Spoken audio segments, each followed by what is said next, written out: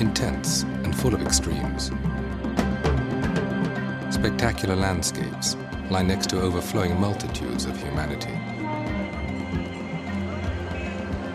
Wretchedness and decay blend with astonishing wealth.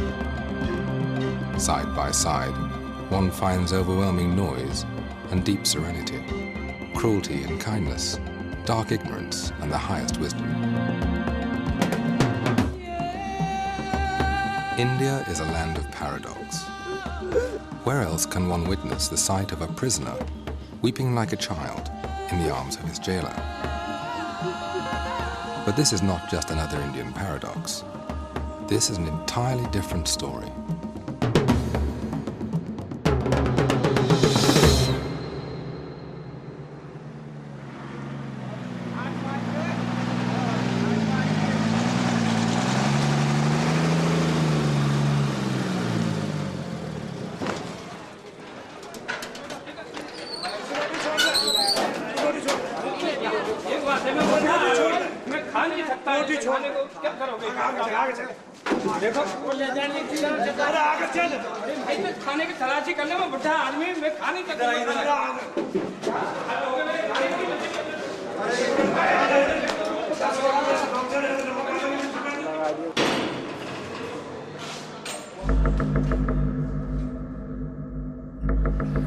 I came to Tihar in 1988. I get caught in the airport, Indira Gandhi International Airport, sorry, with 4 kilos of heroin.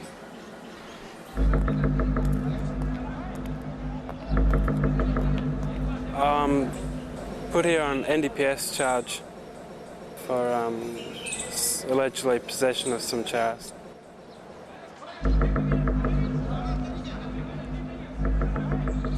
Triple murder case Ahmedabad में हुआ था 1983 में। उस case में मुझे पहले फांसी की सज़ा हुई थी, उसके बाद में यानी हाई कोर्ट में लाइफ सेंटेंस की सज़ा हुई। What am I doing in Indian jail? Time is what I'm doing in Indian jail. No, actually, I'm doing Vipassana now.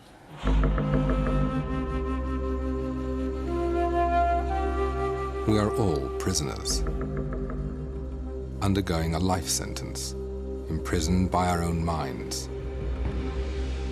We're all seeking parole, being hostages of our anger, fear, desire.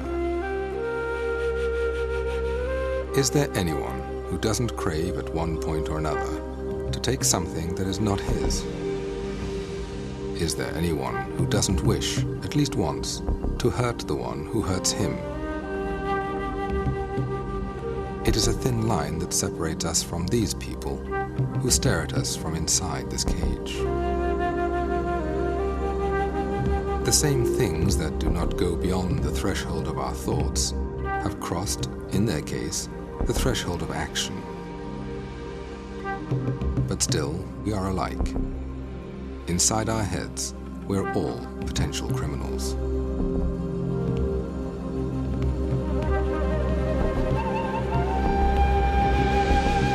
This is Tihar Jail, one of the largest prisons in the world.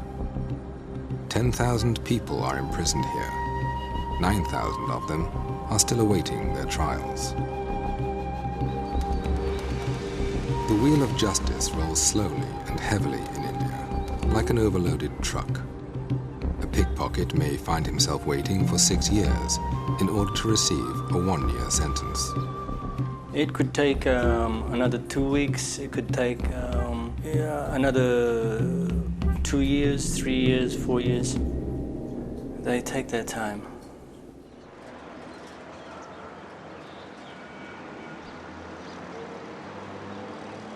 Located in suburban New Delhi, Tihar is India's best-known high-security prison. Due to its large population, it is divided into 4 separate jails.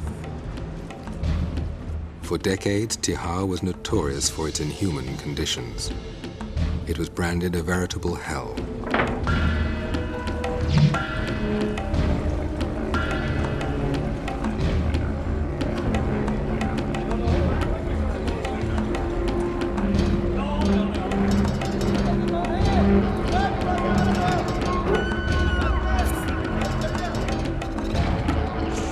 Violence, corruption and drug use are common problems in almost any prison. But in Tihar, they were magnified due to congestion and harsh conditions. It was a horrible place. There was a lot of extortion, a lot of beating, a lot of gang fights inside the jails. There was a lot of problems, many problems. The combination of 1,000 convicts, along with thousands still awaiting their trials, had created a hierarchy of power and an explosive atmosphere. There are massive more under-trials than there are convicts. The few can control the many. Take from the under-trials. Convicts used extortion, and you beat a few people up occasionally, and the many will come across with a few rupees here, a few rupees there, you know. The inmates, they're not being themselves. I mean, this a macho image, I mean, tough, aggressive. You know, you get a few thousand macho people together, you know, and that's a lot of aggression, you know. And that's a lot of controlling, because this is prison, that's a lot of controlling to do. So I've understood when I first came here myself that sometimes the stick had to be used. But you have a point where you don't go beyond. The jail staff were trained under the old tradition of oppression, isolation and punishment. They believed that if the prisoners were made to suffer, they would not commit crimes after their release for fear of being sent back to this hell. But they were wrong. In Tihar, prisoners were specializing further in crime. I'm here now about 13 months. I was taking some heroin from Kathmandu to Toronto via the airport in New Delhi. I was searched in New Delhi and I was brought here. David is one of the foreign inmates kept in Tihar. Everybody is a legal expert in Tihar jail. Everybody knows all the ins and outs of the Indian system. It just so happens some of them will be here for 6 or 7 years maybe, but they'll tell you how to get out.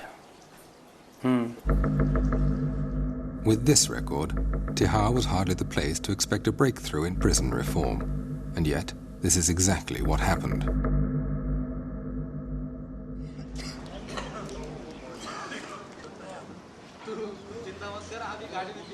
In May 1993, a new Inspector General of Prisons was posted.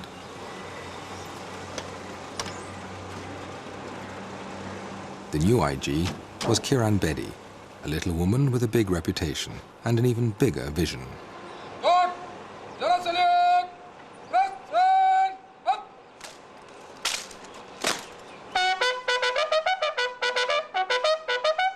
As India's first woman police officer, Bedi has always attracted controversy, using unconventional methods to achieve high goals.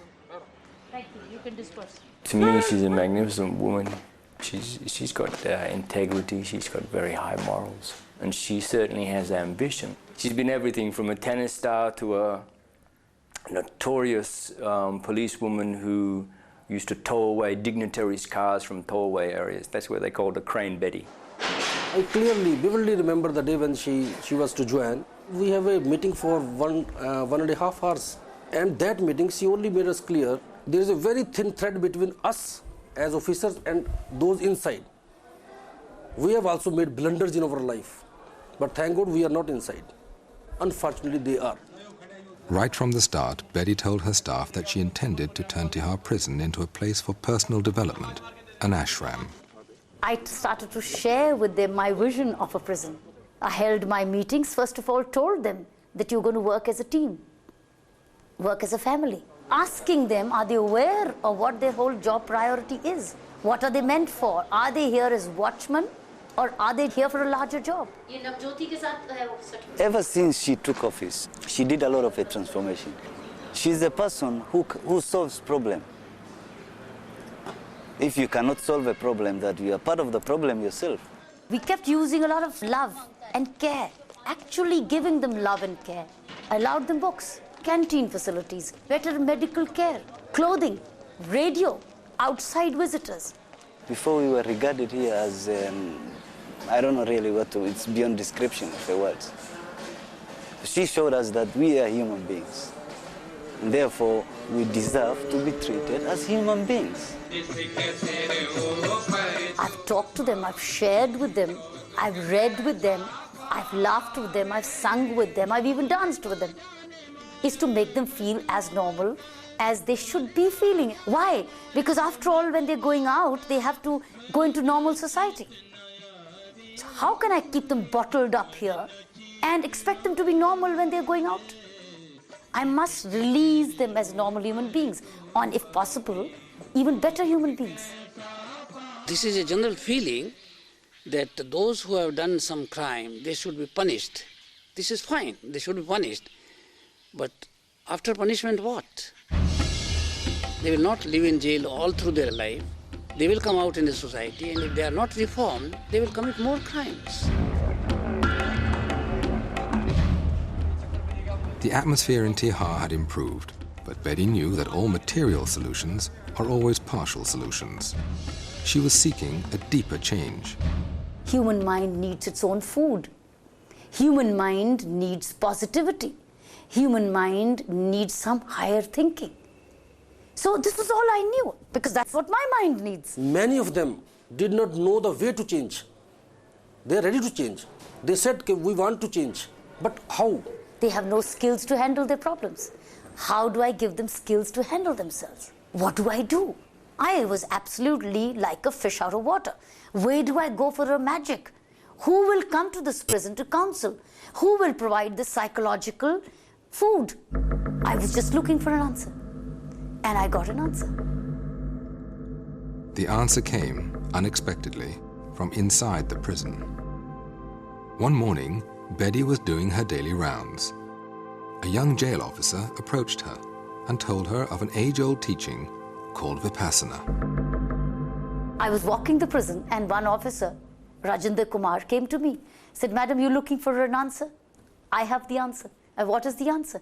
There is a technique which change all. I also do a work of Vipassana meditation, and it changed a lot in myself. I was a very angry man. I would be horrible as a person, but I went for Vipassana and I'm a different person. Madam, if you don't believe me, ask my family, ask my colleagues. If you introduce this course in jail, so it will help all the inmates.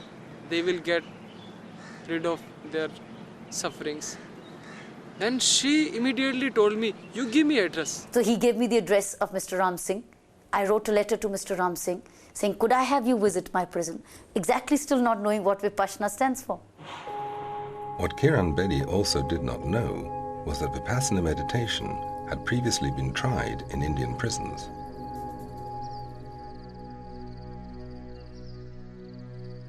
Vipassana is a journey of discovery, taken with closed eyes.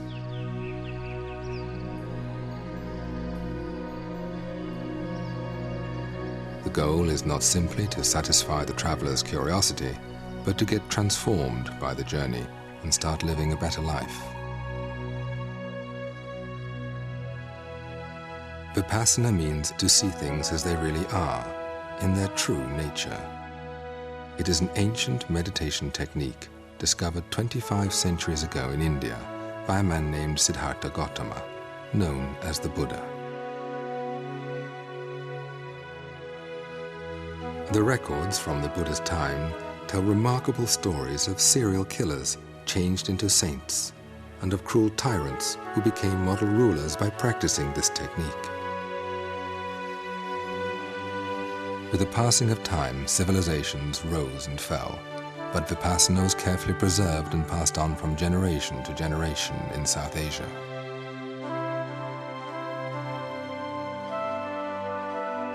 Today, it is taught by S.N. Goenka, an Indian who was born and grew up in Burma.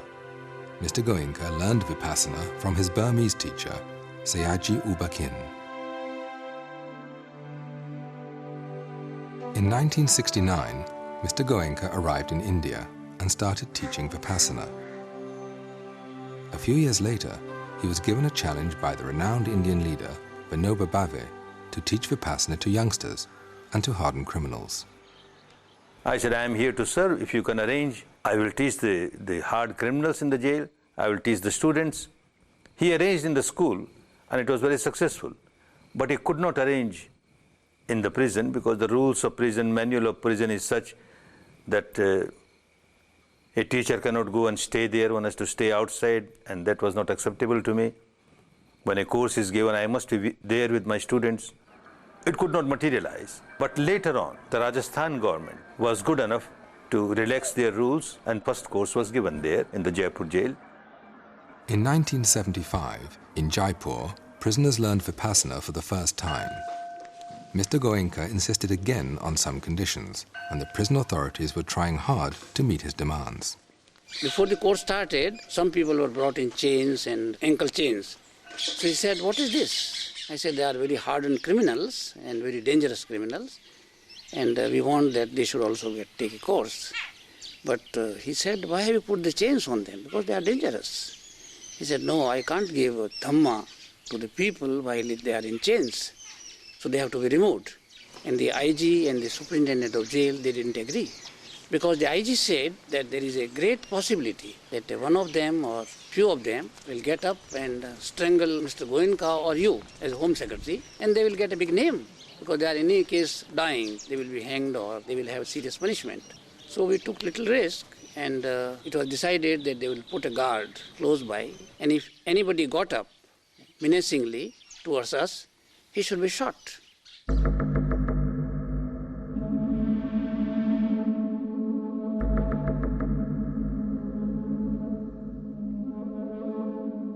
Fortunately, no shot had to be fired. The Jaipur jail course concluded peacefully.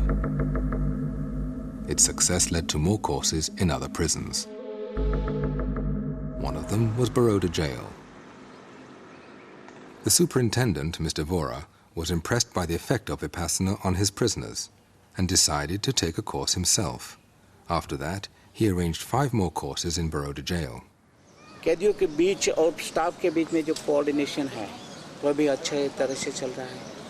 कैदियों को अपने family के साथ का जो व्यवहार है वह भी अच्छी तरह से चल रहा है।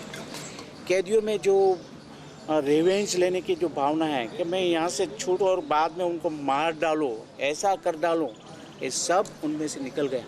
Babu Baya was notorious for killing 3 people in 5 minutes during a gang fight. और जो मेरी खिलाफ पार्टी थी, जिनके लिए मुझे नफरत थी, बदले की भावना थी, विपස්සना साधना से इतना परिवर्तन आया कि उनके लिए मुझे एक तरह की हमदर्दी जागी, अपने किए पे पछतावा हुआ। After taking a course, he contacted the family of his victims, seeking forgiveness. यानी समाधान कॉम्प्रोमाइज़ के लिए वो तैयार भी हुए, और 92 में रक्षाबंधन के दिन यहाँ पे आके उन्होंने मुझे, दोनों बहनों ने काफ़ी खेलदिली पूर्वक स्व खुशी से आके उन्होंने राखी बांधी और एक भाई बहन का पवित्र नाता उन्होंने यानी जोड़ा है, और आज भी मैं उनकी फैमिली को पूरा अच्छी तरह अपनी फैमिली की तरह ही संभाल रहा हूँ। क्षमा देना और क्षमा आपना ये दोनों बहुत मुश्किल काम है। जिसका हस्बैंड मार डाला है, जिसका भाई मार डाला है, उनके हाथ में, उनके मुंह में राखी बनना, उनके मुंह में कुछ स्वीट डालना, हिम्मत वाली बात।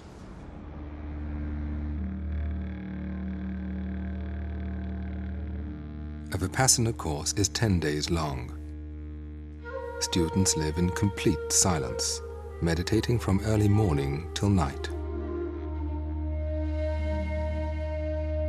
For 10 days, they follow a basic code of moral conduct. They abstain from killing, stealing, lying, sexual activity, and the use of intoxicants. Without a base of morality, the mind will remain too agitated to investigate the reality within. Any physical or vocal action which is unwholesome, which goes against morality, which is immoral, starts with a impure mind, a negative mind. So you kill somebody, you can't kill somebody without generating tremendous amount of anger or hatred in you. You steal something, you can't steal something without generating tremendous amount of craving or greed. And every time one generates negativity in the mind, one becomes miserable. When you do something wrong, you instantly punished. Why? Because you're now guilty. You've told a lie and you're telling 100 lies to justify one lie. You've stolen, now you're suspicious that you might be caught. The very fact that you are under the agony of getting caught is the pain you're getting out of the law of nature.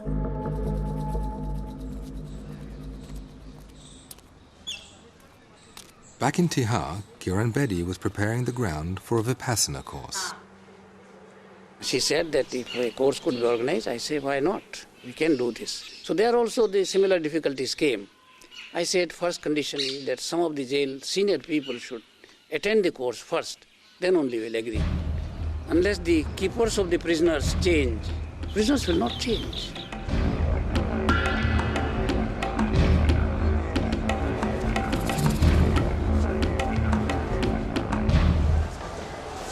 Your search should be more effective, your officer's search. Kiran Bedi was not afraid to experiment with new ideas. She sent some of the more stubborn and aggressive members of her staff to a Vipassana course held outside jail. When these men returned, colleagues and inmates alike found them to be much more calm and positive. There was actually stories of a couple of officers, that were caught doing the wrong thing, like smuggling beedies in because they pay money for them, and, when they're on such a small wage, this is good for them. And I think she was going to sack these people or, get rid of them. But she gave them a chance and said, if you want to keep on working, you have to do this and this and this. And you have to go and do one of those 10-day courses as well. Everything you do, you have to pay for, one way or another. My life is instant. I do something wrong and it's there, pow.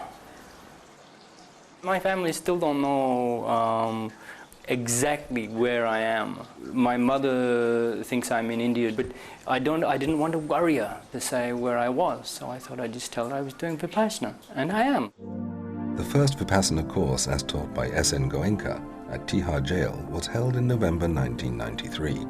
Over 100 prisoners and jail staff participated. She was not forcing people. Just go and see yourself. If you like it, well and good. If you don't like it, well and good. But just go, please, and see yourself. They were asking people interested in Vipassana or meditating. The school came around in one of the wards, and so I went.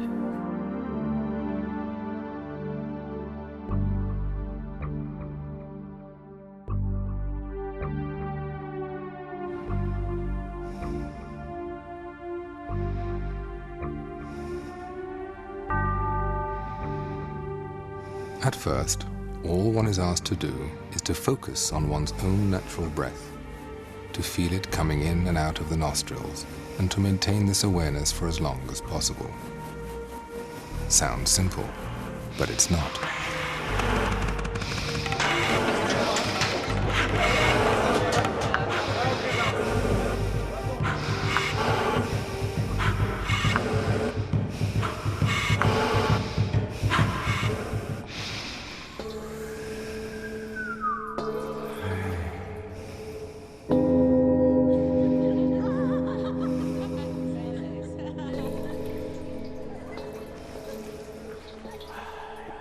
It's something which you can't avoid.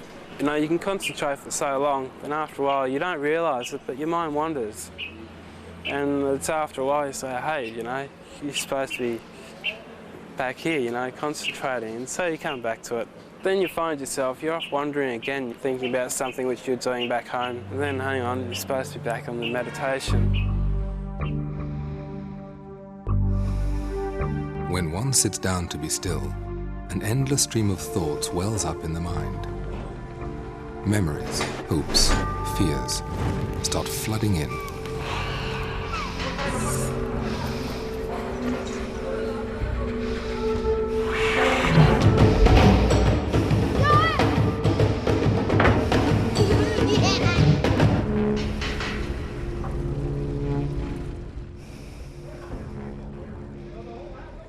After a 3-day struggle, the mind quiets down. Thoughts become faint, faded like passing clouds. By focusing for so long on the small patch of skin below the nostrils, the mind becomes so sensitive that it can feel the subtlest flow of breath. A new realm of sensations unfolds within this area. Itching, tingling, heat, pressure, natural physical sensations, never before experienced so vividly. Only then is one prepared to learn Vipassana. The whole idea with Vipassana is to go inside. And when you go inside and everything is quiet, and you're quiet, then you contact yourself, you can come inside yourself, and you can feel your sensations. Continuous awareness of physical sensations without reacting is the core of the Vipassana practice. Every sound, vision, taste, smell, everything that contacts the body instantly produces some sensation. The technique focuses on natural physical sensations as the crucial link between mind and body, the key to understanding human behavior. Through Vipassana, one realizes that one's own attitudes and addictions, suffering and happiness, are not caused by the outside world. It is the reactions to pleasant or unpleasant sensations the world evokes within the body that dictate one's actions and conditions the mind.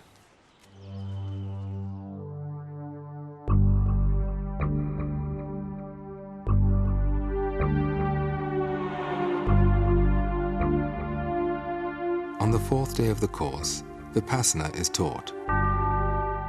Students learn how to observe objectively all the sensations in their bodies, whatever they may be, without reacting to them. They watch emotions come and go. They watch pain come and go. They watch pleasure come and go. And they realize, not intellectually, but through their own experience, that nothing is permanent. Hatred, passion, greed are not abstract anymore. By watching the physical sensations accompanying these emotions, and by understanding their impermanent nature, one can actually start changing the habit of blind reaction.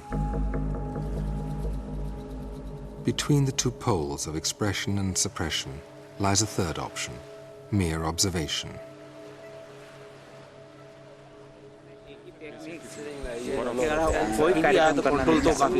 After the first course, I was like so overwhelmed with everything. I see things as the way it is, the reality. You do get a lot of answers out of it. It's you who can make yourself into the right path, and it's you who can lead to a misery.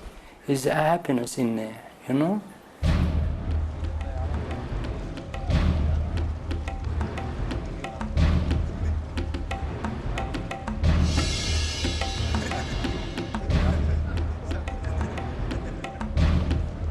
After the course, it was no looking back. Even for us, it was saying, hey, thank God we found a remedy.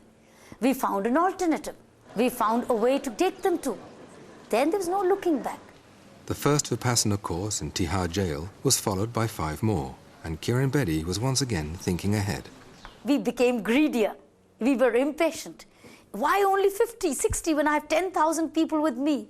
So why can't we reach at least a large percentage of a massive course rather than going into small trickles to have a massive impact?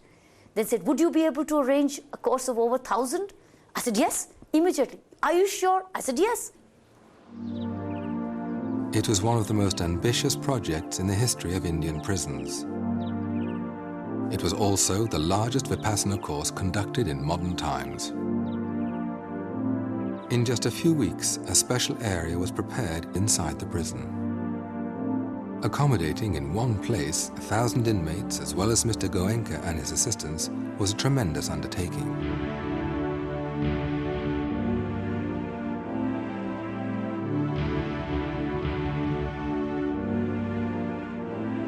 Nobody could believe that 1,000 prisoners could be put together and kept at a place because it's a grave security risk. ये मेरे से विपස්සना पूछ रहे थे, मैंने कहा मैं कौन हूँ बताने को। विपස්සना विद्या जो कि आप यहाँ शुरू कर रहे हैं एक एक्सपेरिमेंट, इससे आप को क्या लगता है कि यहाँ क्या बदलाव आ सकेगा? ये एक्सपेरिमेंट नहीं कर रहे हैं, एक्सपेरिमेंट तो हो चुके, यहाँ भी अच्छे उसके परिणाम आए हैं। परिणाम आते हैं तो लोग बैठेंगे नहीं, क्यों बैठेंगे? 10 दिन तक किसी को कहना तुम मौन रहो, बिल्कुल नहीं बोलना, घबरा जाएंगे नहीं बेचारे। उनको कुछ मिलेगा तो बैठे, और मिलता है, खूब मिलता है। खूब तपना है, तपोगे ना? बहुत सुख से होता है। He pretends to be no saint. He is like a simple, humble teacher. He's not expecting anything in return. The way he's done it for prisoners for 10 days, he's lived in the prison for 11 days. He and his wife together. And it was no comfortable stay.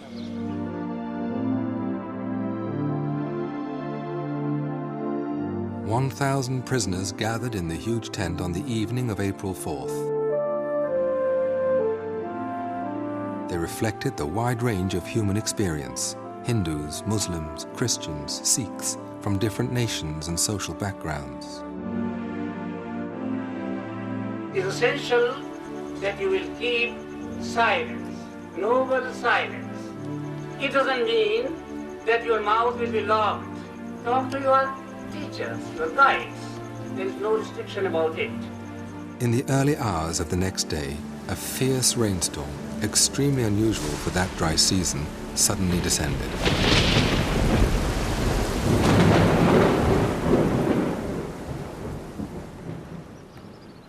The tent collapsed.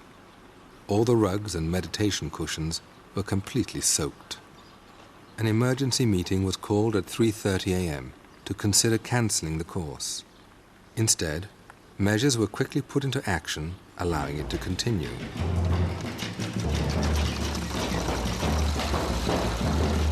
When the weather cleared, a massive salvage operation was launched. Meanwhile, the course continued as prisoners meditated in their barracks. By evening, the tent was ready again for the students to assemble, and the course went on as planned.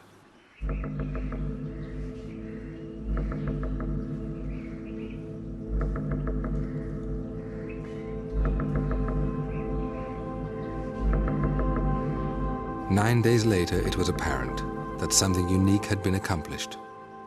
It actually changed people. It made my prisoners weep. It made them cry. They had realized what life actually could be. They had looked within, and within themselves they had seen the feeling of revenge. They had seen anger. They saw the disrespect and hurt they had caused to parents and society, and they wept, and they wanted to be different.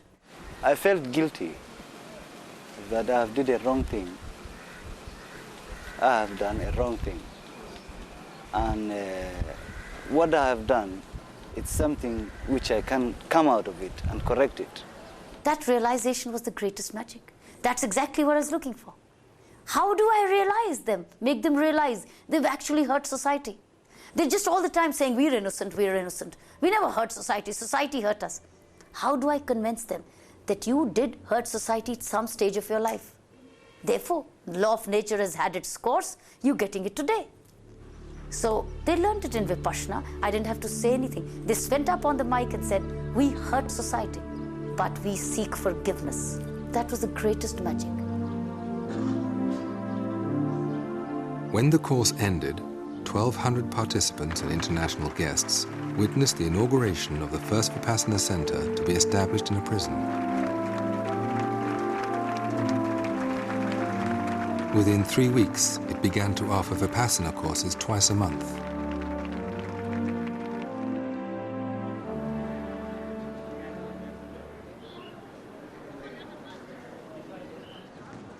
Don't expect any miracles. It will take time. Not that all of a sudden a criminal changes to the saint. The beginning of change is there. And again, the environment in the jail is so bad that even if one course, it doesn't change the whole environment. So unless the environment is changed, other steps are taken, facilities given for their regular practice, then real change will occur. Vipassana courses, as taught by S.N. Goenka, are alike everywhere in the world. The same rules, same timetable, same instructions. The workers who serve the students during the course are volunteers who have already taken the course themselves.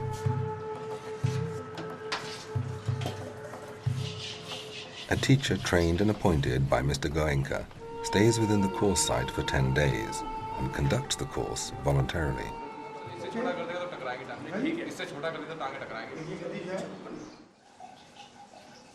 Nothing is by accident, you know.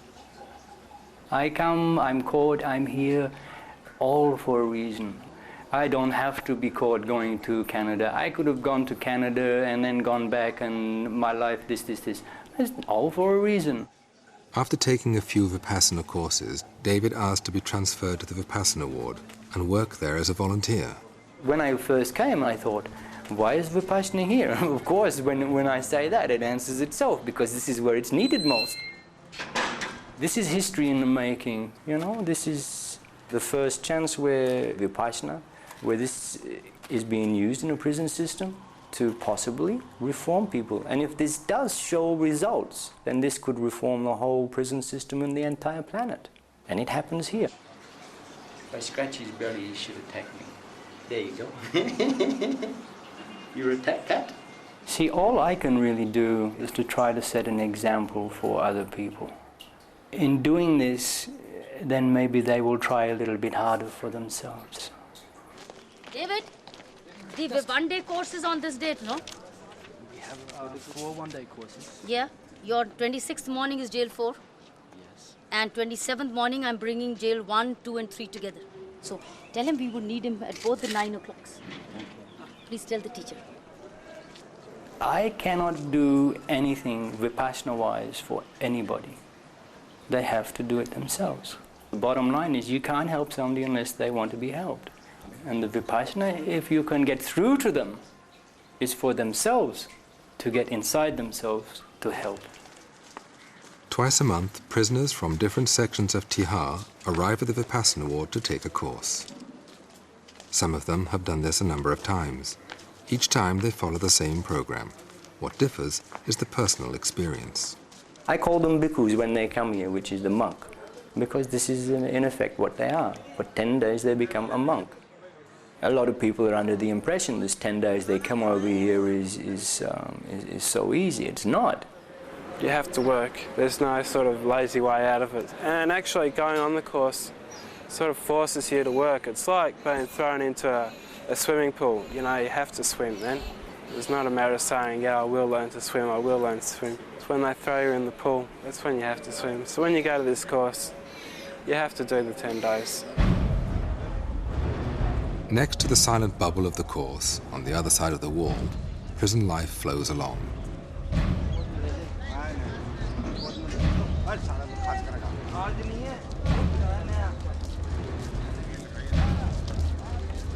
In Tihar jail, prisoners can have yoga lessons, counseling sessions, and other educational programs. But a Vipassana course is quite different from these activities, and prisoners are not always aware of this fact. We're in jail, and jail have jail rules. This is Vipassana. Vipassana has Vipassana rules. And it happens to be that Vipassana rules are more strict than what the jail is. Some of them understand, some of them don't understand. See, in jail they have the rules, but their game is to bend the rules as much as they can do, or change as much as they can to take control themselves. And they bring that same attitude in here. You still bathing, boy? And I say, no, this is not jail. That's jail. You want to go back to jail, you can go back to jail, but this is Vipassana. We do have a little bit of people who become jealous, maybe envious, because here people seem to get a little bit more than what other people do. They don't realize that the guys who come here are putting more into themselves. If somebody has had some sort of experience or self-discipline, then they seem to be falling into it much easier. Let's understand that 10 days is the basic, you know. I mean, this is the least amount of time necessary to get some sort of a spark to the candle. And sometimes that spark doesn't ignite. Maybe you need another spark, another spark. But after a couple, the light starts to flicker, it grows, and then the candle is lit. Change does not come easy way. Change takes a time. And as I told you earlier, that this revenge, which I had, and anger, quick temper, is still subsiding. I'm not telling you exactly it went off completely one time, bam, I did a Vipassana, I sit down and it just went out like that. It's still subsiding, subsiding, subsiding.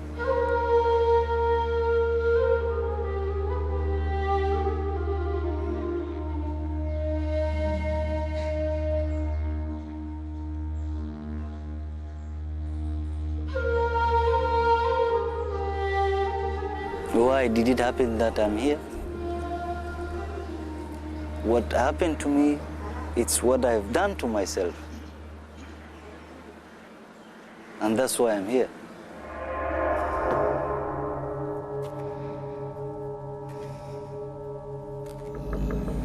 I don't trust people as I used to do.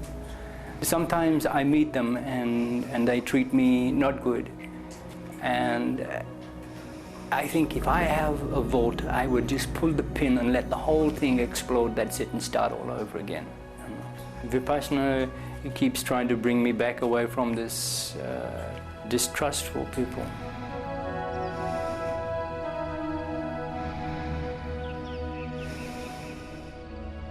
I'm here now doing Vipassana, and it's your way of life. The way you talk to people, the way you think, the way you act, the way you do things for people or don't do things for people. The art of living, they call this.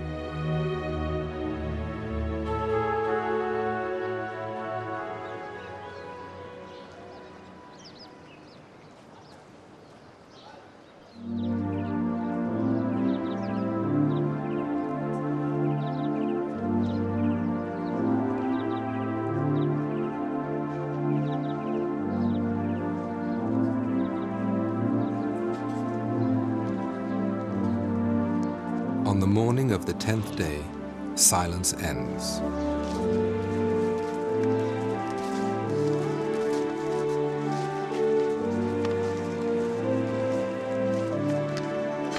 On this special day, it becomes clear how long a journey it has been.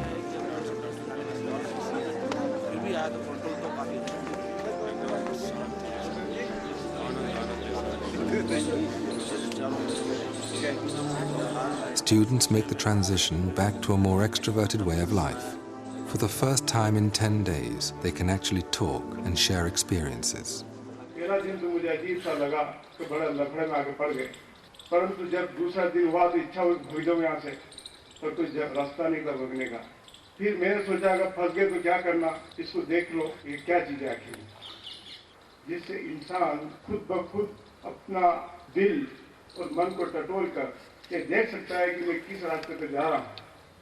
It was a great opportunity for me being here.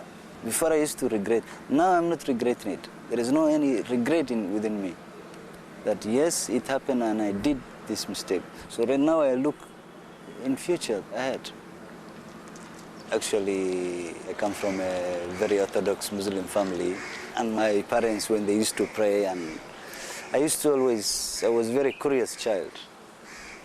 That you are praying and this person whom you are begging always, where is he? Is he upstairs? Nobody see him, and why can't he listen to prayers?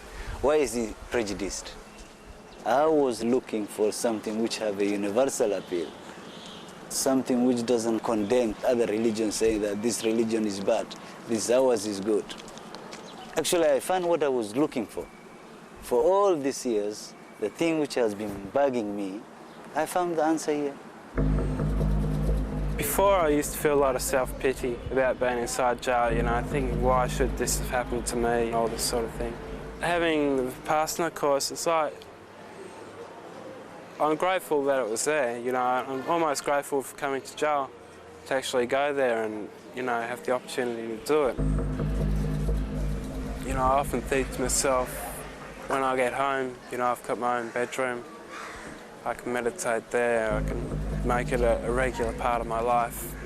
But, old habits die hard, and it's very easy just to fall back into the old pattern of lifestyle. So, before I leave here, I don't know when that could be, there could be a chance next month or the middle or the end of next year, but actually what I'd really like to do is go to a course, complete the course, and then the very next day to be able to walk out of jail. I'd go out in a very good frame of mind, not a bad frame of mind which this place can create. This coming to Tihar, it's a lesson in life I'll never forget. In a way, it's a great experience, but it's just gone on for too long now. I'd really like it to finish and so I can go home.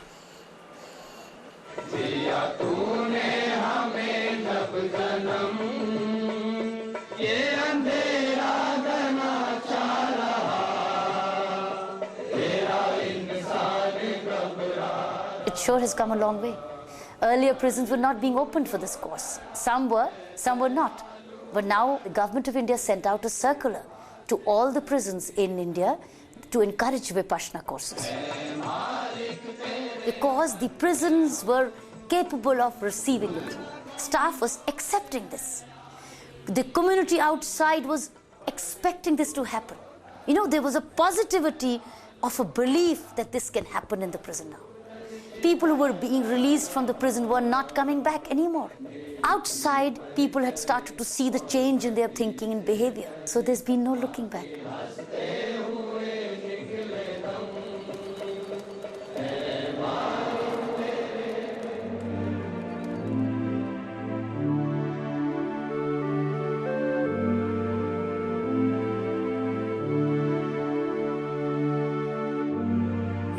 Technique which is effective here will be definitely effective anywhere in the world. Prisons in the West and the prisons in the East, men in the West, men in the East, no difference of degree, but totality we are the same people all over the world. The traditions are different, culture is different, but man is not different. His attitude is not different. Governments are not different. It looks that government in India may be harsh and prison conditions are very bad. It's a comparative picture. Even if you build all good things in the jail and all facilities, it doesn't mean that it is a good prison. What is the attitude of the people? That is very important.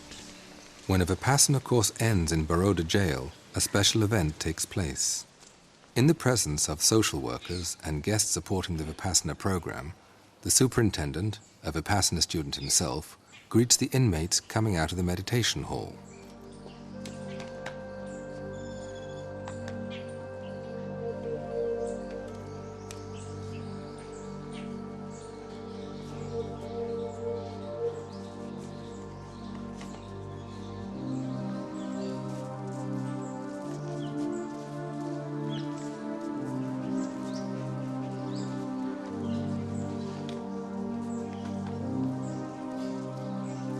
In this country, physical contact between people from such different backgrounds is unthinkable.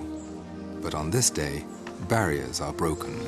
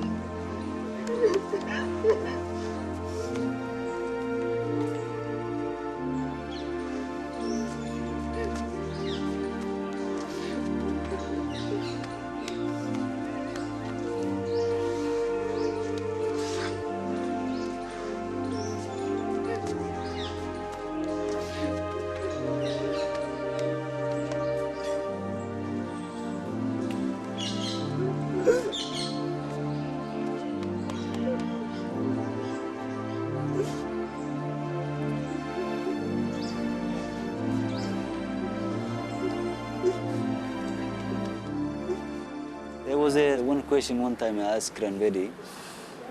I asked her about, I say, Madam, how many people in this world you think that they are doing? They are just here in this world. They believe they are here in this world just to do good. What's the percentage? She looked at me and there was maybe 20, 30 people sitting there. She said, you are the percentage. It's you, people. Okay, it's you who can make it, this world, a better place.